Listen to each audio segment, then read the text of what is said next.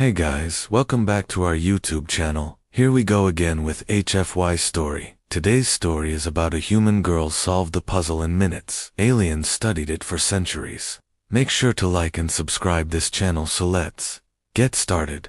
Part 1. The Puzzle of the Gods. For over 1,000 years, the galaxy had whispered about the puzzle of Icteros, carved into an impossible monolith floating in the expanse void. The puzzle was a mathematical, linguistic, and spatial construct designed not to be opened, but to judge. No species could solve it.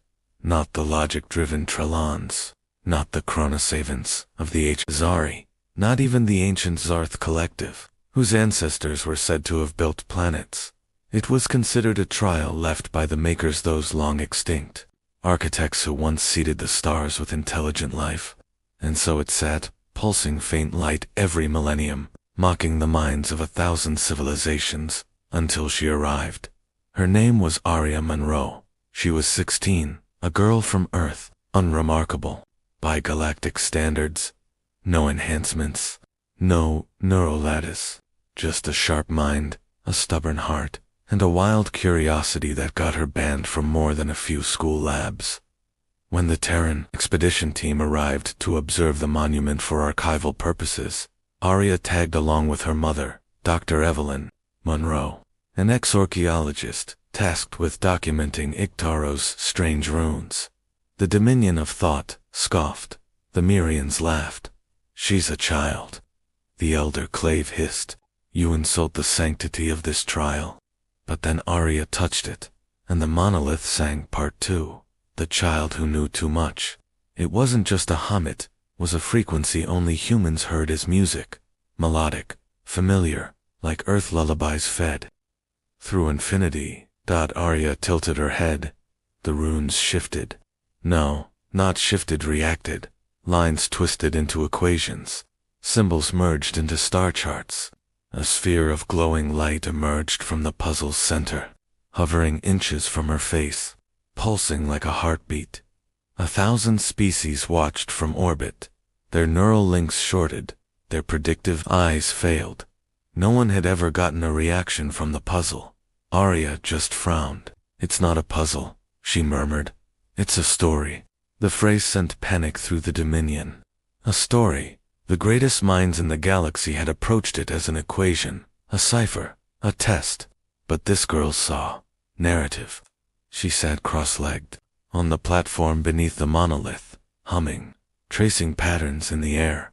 "Once upon a time," she whispered, "there was a civilization that feared the stars would forget them, so they carved their memory into stone.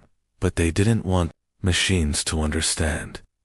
They wanted souls to feel." The light flared. Dr. Monroe screamed. Aria vanished.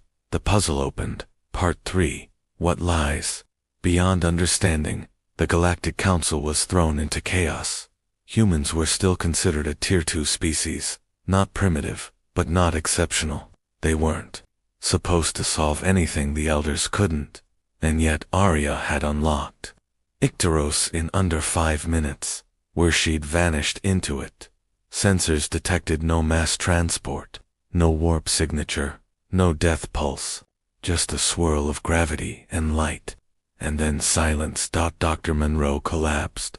Alien dignitaries argued. Some demanded war. Others pleaded for patience.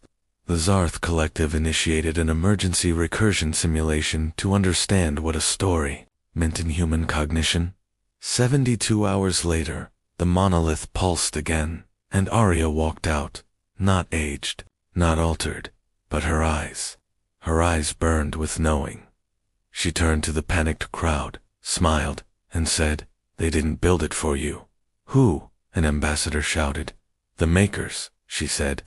"They weren't looking for superior minds. They were looking for empathy." The puzzle wasn't a test of intelligence. It was a memory key. And now, with it open, every species began receiving visions, floods of ancient data encoded in emotion. The fall of the makers, the betrayal of the stars, and their final wish. Let those who remember pain carry the torch. And no species knew pain like humans. Part 4. The Spark of Revolution. The unlocked puzzle didn't just share memories, it changed civilizations. The HFY wept for the first time in their emotionless existence. The Trellan prime ministers resigned en masse, realizing they'd built an empire on logic without understanding compassion. The Earth, once arrogant in their age, begged for Arya to teach them how to feel. On Earth, chaos turned to reverence. Arya was named the Heart of the Makers, a teenager, now considered the key to ancient enlightenment. She refused all titles. I just saw what it meant, she kept saying. But the Dominion of Thought, the ancient ruling elite of the galaxy, saw danger. If knowledge came from empathy, their cold empire would crumble, so they acted. Warships surrounded Earth. They gave Arya an ultimatum: relock the puzzle, or watch humanity burn. She didn't flinch.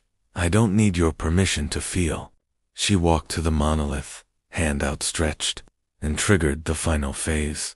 A light wave burst across the stars, resonating with every species who had ever known love, grief, or hope.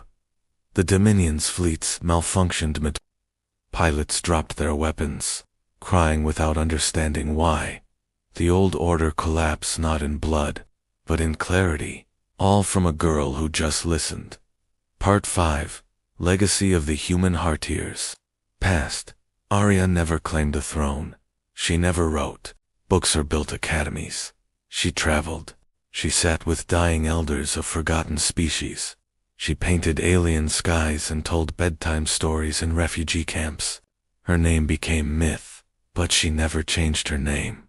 When asked why she could solve the puzzle, she only said, "Because I wasn't trying to solve it. I was trying to understand it." A monument now floats beside the Iktaros monolith. It reads, "The puzzle wasn't broken. We were," until she reminded us how to feel. No species ever attempted to replicate it, because it was never meant to be replicated. It was meant to awaken in every heart across the stars. A quiet truth now echoes. Sometimes the smallest voice carries the greatest memory, and in every language, across every quadrant, the children now whisper, "Be kind, or the humans will remember." The end.